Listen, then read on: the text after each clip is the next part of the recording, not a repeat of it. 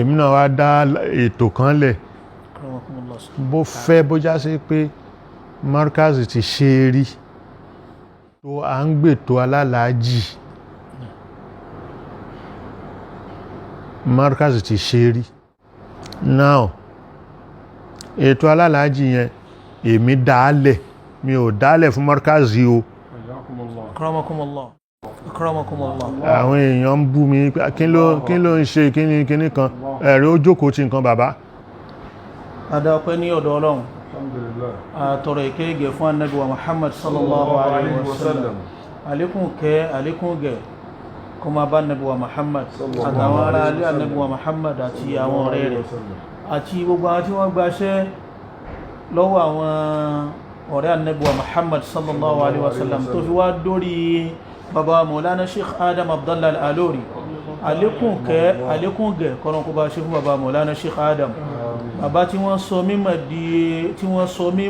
di rírọ̀ tí wọ́n sì sọ mímọ̀ di ohun tó fi téèyàn fi ṣe fàárí ohun táwọn èèyàn máa ń sọ níjọ́ ní pé ó lè bí orin kéwú Maulana Sheikh Adam èyí tó wá lé yẹn gan ni bàbá sọ di rírọ̀ ọmọ markazi àwa bẹ̀rẹ̀ sí kọrin bí ẹni pa ń fi búrẹ́dì jẹ bọ́tà lára tẹ́ tí bàbá Maulana Sheikh Adam rahmatullahi alayhi tí wọ́n ṣe òun náà ni kọ́lọ̀kọ́ bá ṣàlékún kẹwọn àwọn arúgbó méjèèjì tí wọ́n ṣe mímọ̀ kalẹ̀ tí wọ́n ṣe ìdùnnú kalẹ̀ tí wọ́n ṣe oríire kalẹ̀ Ọlọ́run bá wa ṣe àlékún kẹ àwọn méjèèjì náà gbogbo alfa tí bàbá Maulana Sheikh Adam tí bàbá sọ̀rọ̀ ń pa wọn pé nínú wọn wà tó yẹ pé àwọn tẹ́tírà síwájú wọn nínú wọn wà àwọn kọ́ tọ́pìkì kan lọ́dọ̀ wọn nínú wọn wà táwọn kọ́ àwọn ìṣẹ̀lẹ̀ kan bá wọn yanjú ẹ̀ wọ́n wà nù wọn gbogbo wọn lápapọ̀ kọ́lọ̀wọ̀ bá wa ṣàlékún kẹ fún wọn àti gbogbo ọmọ kéwú tí wọ́n ti lọ lójú ọ̀nà Maulana Sheikh Adam lójú ọ̀nà Islamu iná albarka wala Nabi wa Muhammad bàbá Maulana Mudirul Markaz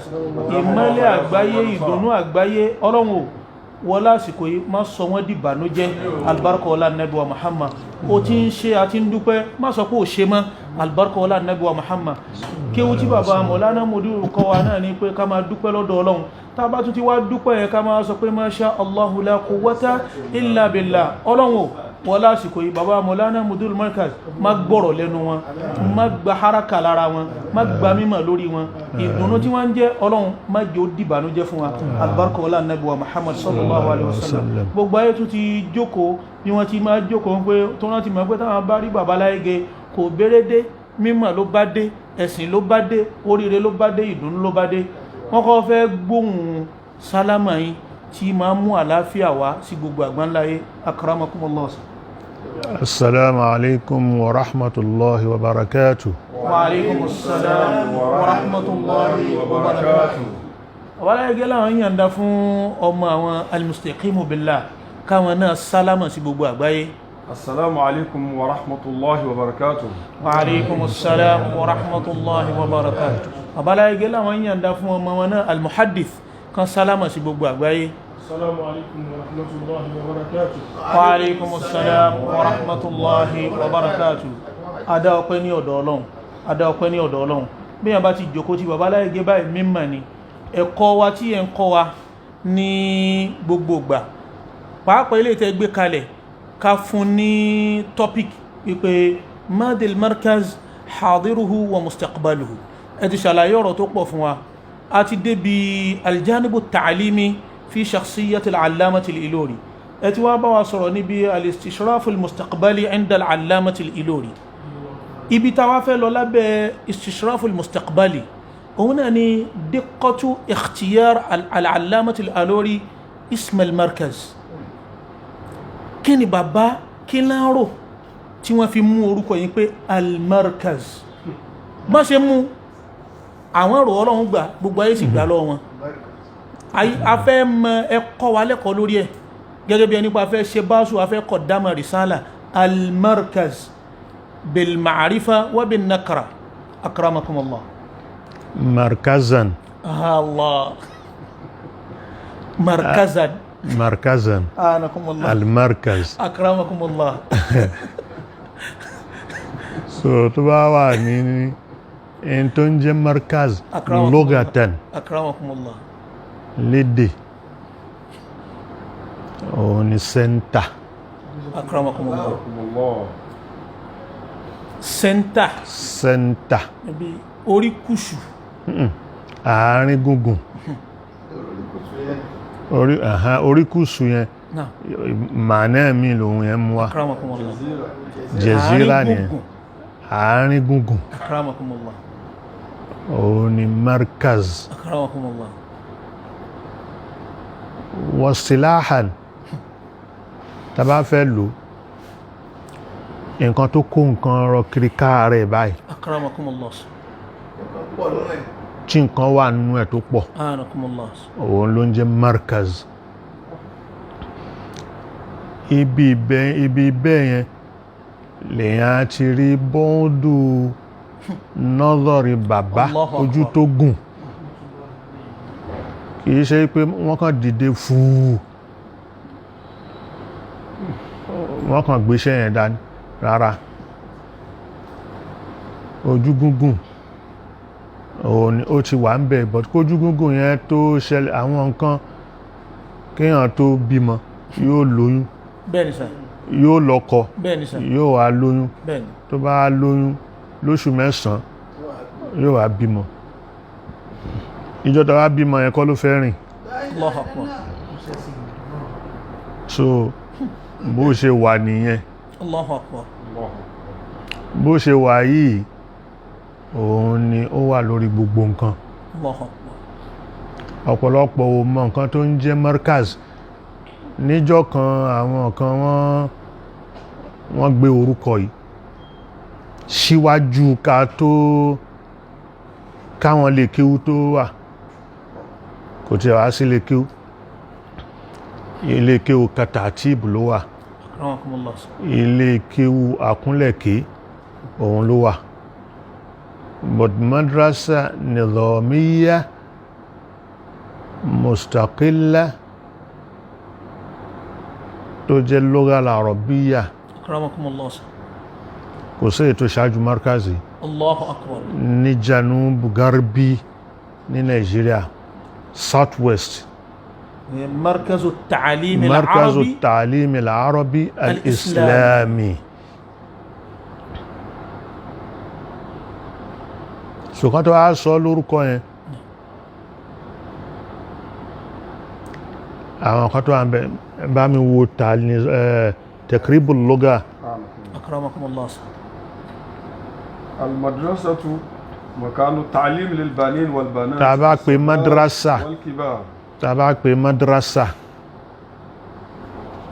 ààyè kan ni tọmọ kékeré tí ń kẹ́kọ̀ọ́ tágbàlagbà tí ń kẹ́kọ̀ọ́ البنين والبنات ọmọkùnrin ní ọmọbìnrin من المدرسة الابتدائية ó wà ń bẹ̀ نتعلم الكتابة من المدرسة الابتدائية ara àwọn elementary na'am منها نتعلم الكتابة والقراءة ibẹ̀ láti máa ń kọ́ báwo la ṣe fẹ́ ní writing والقراءة báwo la ṣe fẹ́ kà والحساب báwo la ṣe fẹ́ ṣèṣirò والصحة báwo la ṣe fẹ́ lálàáfíà في كل مدرسة فصول ibi tá bá ti wá pé madrasa á rí classes وفي كل فصل مقاعد للجلوس á rí nínú gbogbo class kọ̀ọ̀kan á rí ààyè ìjókòó na'am bench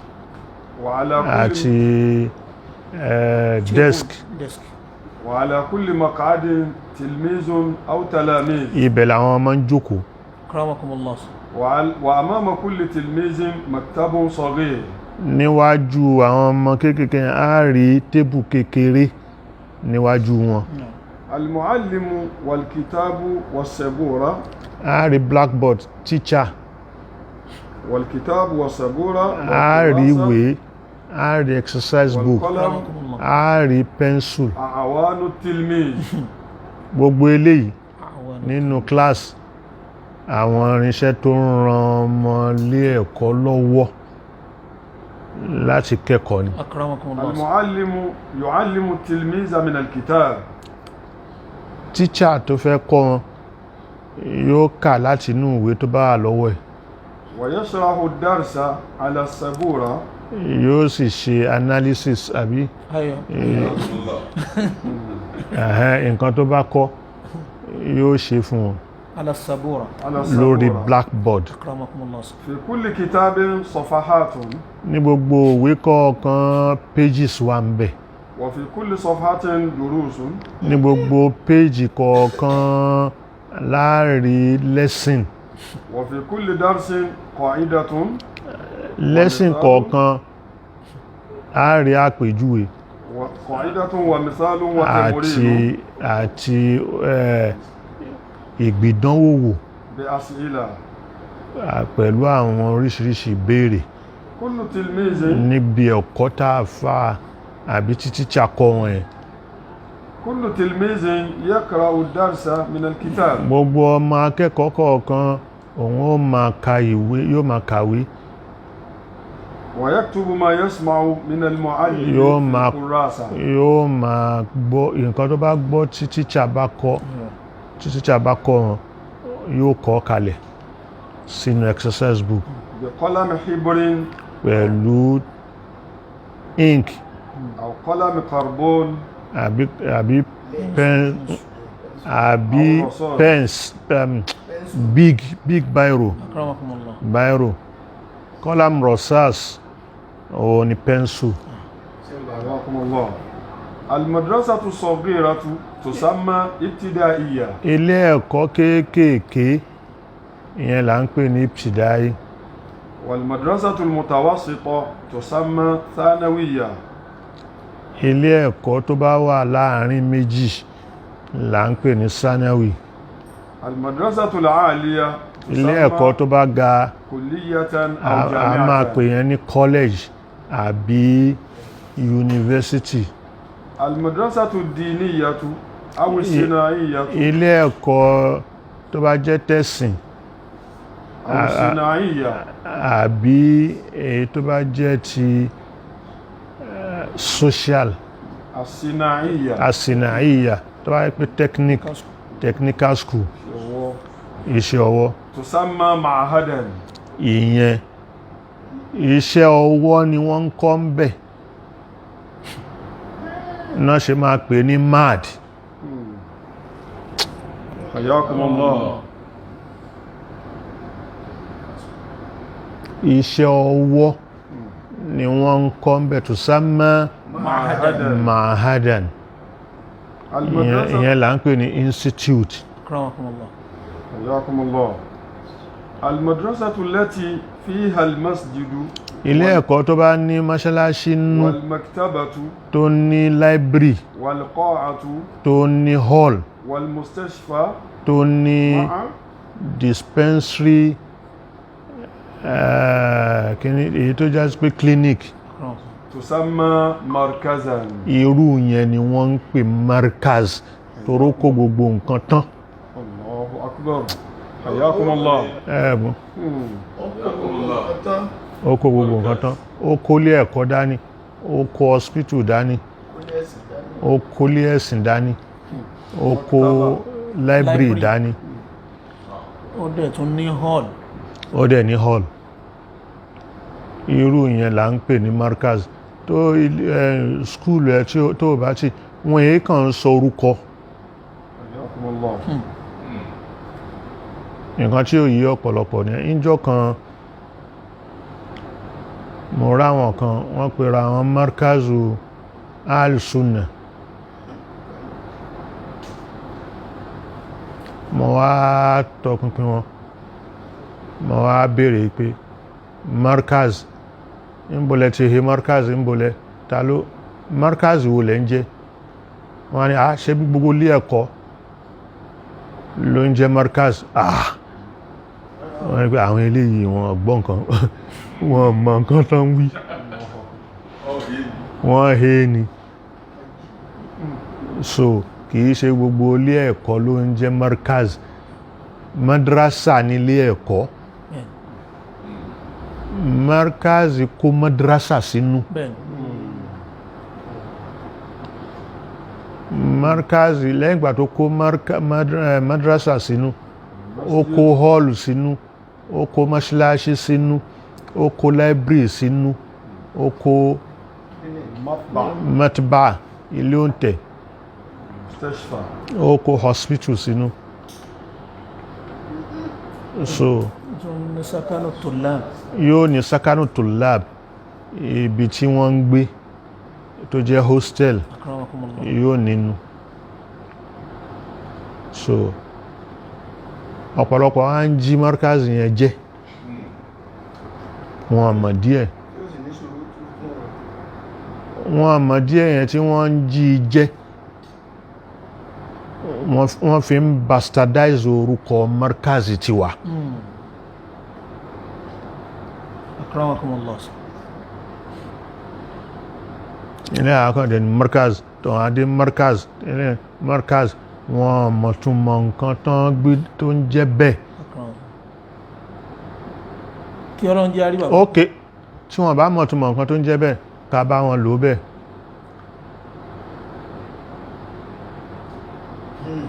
حياكم الله. ká bá wọn gbé bẹ́ẹ̀. kálukú ló ń jẹ́ markazi, ó ti di alam, Allah.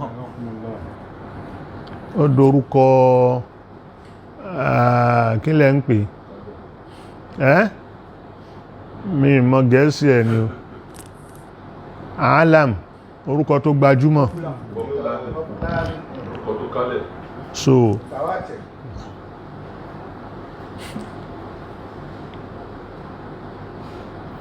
ọmọ markaz mi dá ilé kíúlẹ̀ tó pè markaz, yes, ìjẹ́ nǹkan tó yẹ kó ní, but ó fi jowú, ó fi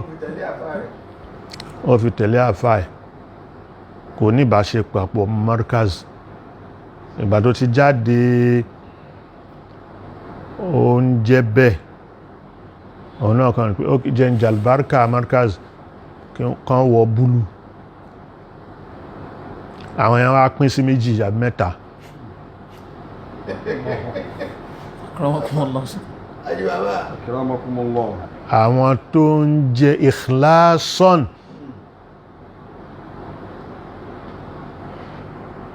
wọ́n wà. àwọn tó ń jí jẹ́, ọ̀tọ̀ ni orúkọ tí lè kéwú yẹn ń jẹ́ tẹ́lẹ̀.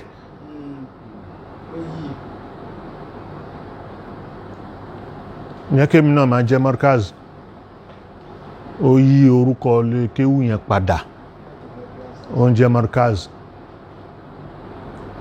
láti fi tako markaz eléyìí. gbogbo aládé lájúlẹ̀ là ń wò, là mọ̀ bẹ́ẹ̀ nígi mú wa.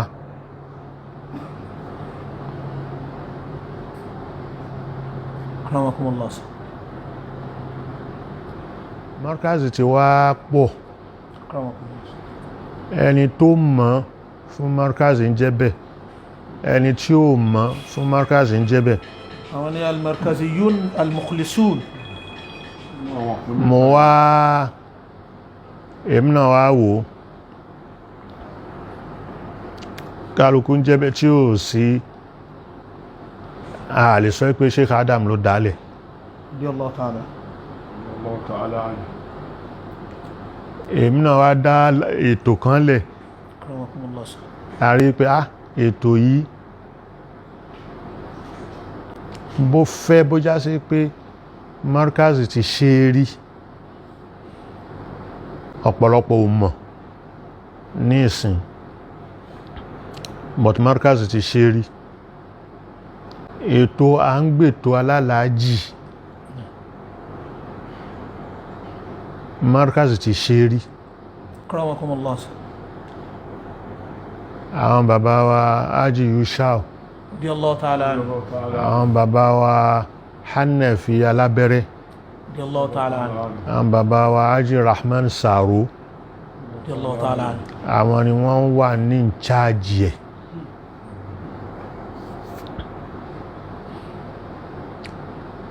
búlù ni wọ́n ń wọ̀, wọ́n è wọ àkárá, Ya àwọn alálàájì. àwọn alálàájì yẹn Akramakumullah. búlù markazi bàbá arépo náà lọ́wọ́ lọ. Aha. So búlù markazi ni wọ́n wọ̀. Wọ́n fi dá bùbá àti ṣòkòtò. Wọ́n á fi dá bí mala style. Akramakumullah. So wọ́n á fi kó wọn lọ, wọ́n á fi bọ̀. Nígbà yẹn Ahmadiyya College, ibẹ̀ ni Hajj camp. Allahu Akbar. Ahmadiyya College. Ahmadiyya College. Òun ni Hajj camp. So wọ́n ṣe nígbà yẹn alálàájì dá àwọn tó ń gbèrò náà dá. Ọ̀tùgbà tó dáàrin kan làwọn tó ń gbèrò bá ìwọ̀kuwọ̀ bá wọ̀. Wọ́n dá. Ni bàbá bá ní pé ẹ yọwọ́ ń bẹ̀.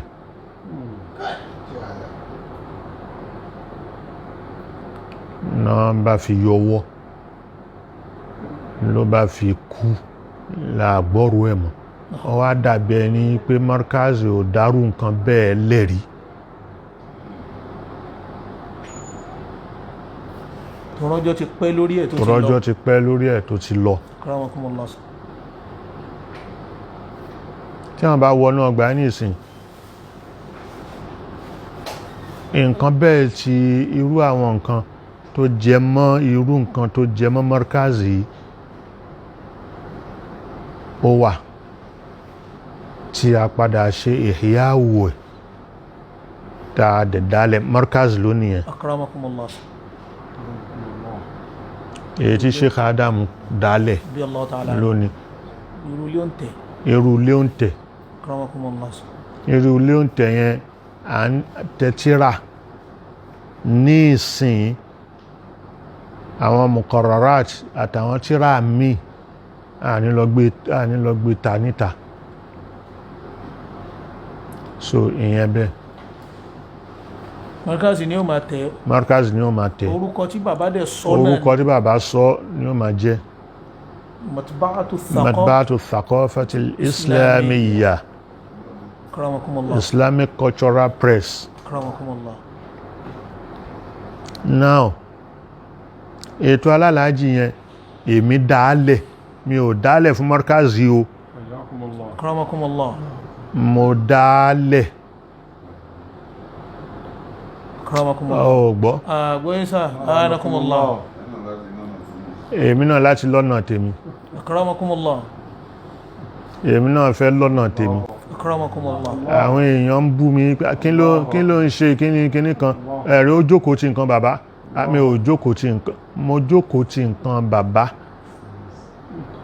Ọ̀tọ̀ ni ajogún. Agbójúlógún. Ọ̀tọ̀ ni pé mi ò fẹ́ kí iṣẹ́ bàbá mi parẹ́.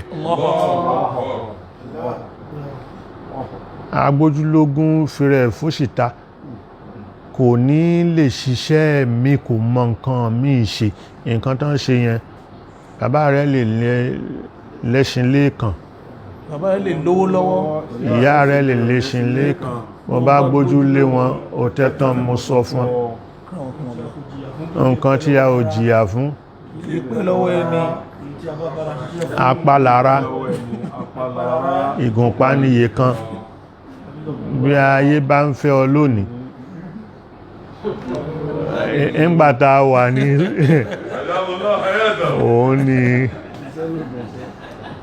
múra sí iṣẹ́ ọ̀rẹ́ mi. So iṣẹ́ la fi ń dẹni gíga. Bí a kò bá níṣẹ́ lọ́wọ́, Bí ọ̀lẹ láàárín. bàbá rẹ̀ ní gbẹ́kẹ̀lé àtẹ̀ramọ́ṣẹ́ ni. Bí ọ̀lẹ láàárí. So ìgbà gbogbo àkọ́sórí ni gbogbo eléyìí. Agbójúlógún máa ń run ogún ni. Ó máa ń run ni. Ẹ̀yin ò gbójúlógún ẹ̀ ń ṣekún ni. Mo ń ṣekún ni. Alhamdulillah. Akramakumullah. Alhamdulillah. Àmọ́ kémi náà ti ẹ̀ nìkan tèmi náà ó ṣe. Hajj and Umrah services. Akramakumullah. Mo á sọ ní markaz. Tọ́pọ̀lọpọ̀ ẹlòmíì náà ń sọ markaz. وأنت حل بهذا البلد وأنا حل بهذا البلد. èmi mo lẹ́tọ̀ọ́ sí ẹni tó bá fẹ́ sanwó hajj ìyẹn nìsín wọ́n á gbé síta أكرمكم الله سن. wọ́n bá gbé síta Markaz Hajj and Umrah Services ما شاء الله أكرمكم الله. ìyẹn ti wà bẹ́ẹ̀ so kọ́lọ̀ ń jẹ́ àrí bàbá pẹ́. ahán, mo kàn sáré yán yẹn kán máa lérò pé bóyá tán bá ń ta àwọn àmà pé àbóyá 419 èmi ni أكرمكم الله. èmi ni so mo fi yẹn بل ملايين ركنا صفا مديرا لمركزنا ذا العلا لا أنت الإمام تقود لنا بتوعية الدين دا بالدعاء حبيب الملايين ركنا الصفا مدير